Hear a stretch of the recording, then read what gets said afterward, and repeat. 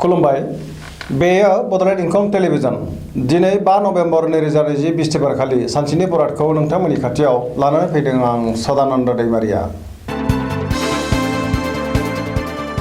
सिगां फरायफिन लादों मेष राशि। दिनैनि साना बारा मोजां नङा। गोसोखौ गोबां गुलुं गुजुं मोनगोन। माबा मोनसे गोरोन्थि मावफ्लांनानै गोबां खहा जानांनो हागौ। सोरजोंबा नांलाय खमलायबो जानो हागौ। गोसोनि साननायफोरा देबर नांगोन। देहाया दिनै मोजां थानाय नङा। रांखावरियाव मोजांद्राय नङा। नाङा फाङा खरसाया बांगोन। बेफार फालांगियाव खहा जानो हागौ। गुबुना खहा खालामनो नाजागोन। न'खराव बिसि फिसायनि गेजेराव एना एनि फैनो हागौ। समाजाव सोरजोंबा लाजि फोनांजानो हागौ। सांग्रां जानाया गाहाम। आगानफ्रामबो गोबां जेंनाजों मोगा मोगि जानांगोन। नेगेटिभ एनार्जिनि गोहोम गोग्लैगोन। वृष राशि। दिनैनि साना बारा मोजां नङा। गोसोखौ जोबोर उसुखुथु मोनगोन। लाइमोनफोरा सोरबा मोजां मोननायफोर दंब्ला एना एनि जानो हागौ। मावनो लानाय खामानिखौ मावफुंनो हानाय नङा। रांखावरियाव बारा मोजां नङा। बेफार फालांगियाव मोजां। न'खराव अनलायनाय फैगोन। देहाया मोजांद्राय थानाय नङा। गोसोखौ लोरबां मोनगोन। गियाननि आंखाल जागोन। सोरबा आंगो लोगोआनो गोसोआव दुखु होगोन। मिथुन राशि। दिनैनि साना मोजां आरो गाज्रिनि गेजेरजों बाबेनलांगोन। गुबुनखौ मान होनो रोंनाय नङा। मावनो लानाय खामानिखौ मावफुंनो हानाय नङा। देहाया दिनै मोजाङै थागोन। रांखावरियाव मोजांद्राय नङा। बेफार फालांगियाव मोजांद्राय नङा। न'खराव अनलायनाय फैगोन। गोसोनि बोलोआ लोरबां जागोन। सोरनिबा सायाव जोबोर रागा जोंफ्लांगोन। गोसोखौ हमथानो हानाया गाहाम। कर्कट राशि। दिनैनि साना जोबोर मोजां। गोसोआव जोबोर गोजोननाय फैगोन। मावनो लानाय खामानिखौ मावफुंनो हागोन। रांखावरियाव जोबोर मोजां होनजायो। बेफार फालांगियावबो जोबोर मोजां। देहाया दिनै मोजाङै थागोन। गुबुननि हेफाजाब मोनगोन। गुबुननि गोसोखौ बोनो हागोन। न'खराव बिसि फिसायनि गेजेराव अनलायनाय फैगोन। सोरबा गोजाम लोगोनिफ्राय मोजां खौरां मोनगोन। लाइमोनफोरनि गोसोआ दिनै जोबोर रमान्टिक जागोन। बिदा फंबायनि हेफाजाब मोनगोन। समाजाव मान मोनगोन। फरायसाफ्रा फरायनायाव गोसो दुंगोन। गोसोनि साननायफोरा जाफुंगोन। गोदान गोसोजों गोदान बोलो फैगोन। सिंह राशि।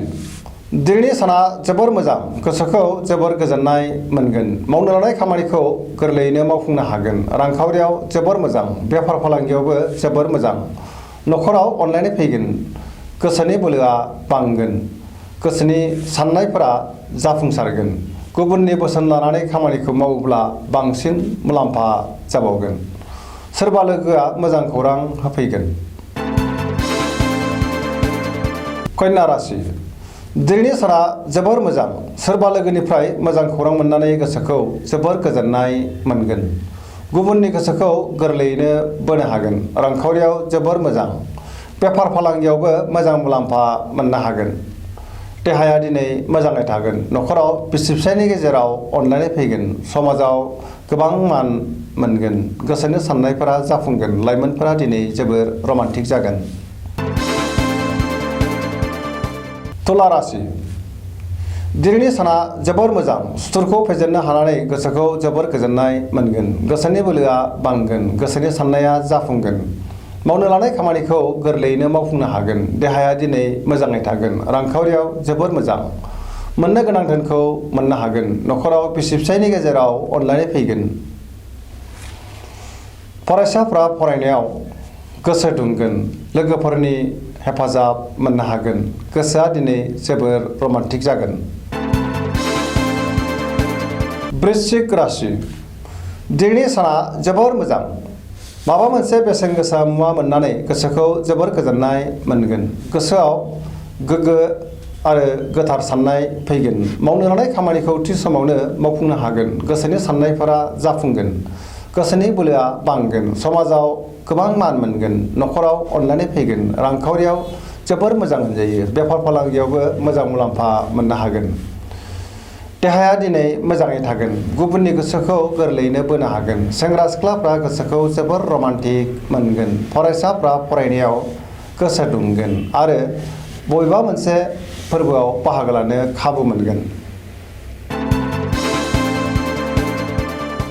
धनु राशि दिनैनि साना बारा मोजां नङा गोसोखौ जोबोर उसाव बादाव मोनगोन गोसोआव बेले बेजे साननाय फैगोन सोरजोंबा रायखोमा जागोन मावनो लानाय खामानिखौ थि समावनो मावफुंनो गोब्राब जागोन गोसोनि साननाया देबार नांगोन रांखावरियाव जोबोर मोजां होनजायो बेफार फालांगियावबो मोजां समाजाव मान मोनगोन देहाया दिनै मोजाङै थागोन न'खराव अनलायनाय फैगोन बिदा फंबायनिफ्राय हेफाजाब मोननो हागोन लाइमोनफोरा गोसोखौ जोबोर रमान्टिक मोनगोन। मकर राशि दिनैनि साना बारा मोजां नङा गोसोखौ जोबोर गुलुं गुजुं मोनगोन गुबुननि थाखाय जेंनायाव गोग्लैनांनो हागौ मोनफ्रोमबो खामानियाव हेंथा नुजागोन सांग्रां जानाया गाहाम रांखावरियाव मोजांद्राय नङा नाङा फाङा खरसाया बांगोन बेफार फालांगियाव मोजांद्राय नङा खहा जानो हागौ न'खराव अनलायनाय फैगोन गोसोनि टेनसना बांगोन गुबुना खहा खालामनो नाजागोन सांग्रां जानाया गाहाम देहाया दिनै मोजां थानाय नङा जानाय लोंनायाव सांग्रां जानायनि गोनांथि दङ गुबुनजों गोरोबनो रोंनाय नङा सोरजोंबा एना एनिबो जानो हागौ गोसोआव जिंगाया बांगोन। कुम्भ राशि दिनैनि साना मोजां आरो गाज्रिनि गेजेरजों बाबेनलांगोन गोसोखौ जोबोर उसुखुथु मोनगोन मावनो लानाय खामानिखौ थि समावनो मावफुंनो हागोन समाजाव गोबां मान मोनगोन गोबां मुंदांखा सुबुंजों लोगो मोनलायगोन रांखावरियाव मोजां होनजायो बेफार फालांगियावबो मोजां मुलाम्फा मोननो हागोन देहाया दिनै मोजाङै थागोन न'खराव अनलायनाय फैगोन गुबुननि हेफाजाब मोनगोन बहाबा दावबायहैनो खाबु मोनगोन।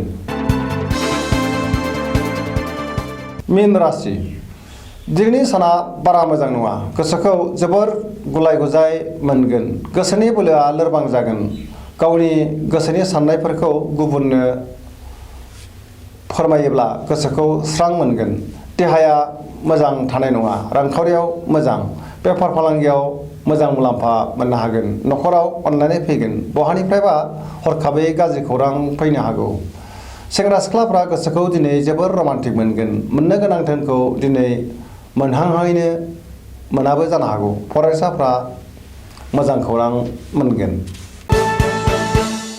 दिनैनि राशि फरायथिनाया एसेनोसै जोबनायाव बेखौनो खावलायो जाहाथे नोंथांमोना सानफ्रामबो जोंनि बे बड'लेण्ड इंखं टेलिभिजनखौ नायबाय थायो आरो साबस्क्राइब खालामो एसेनोसै गोजोन्थों।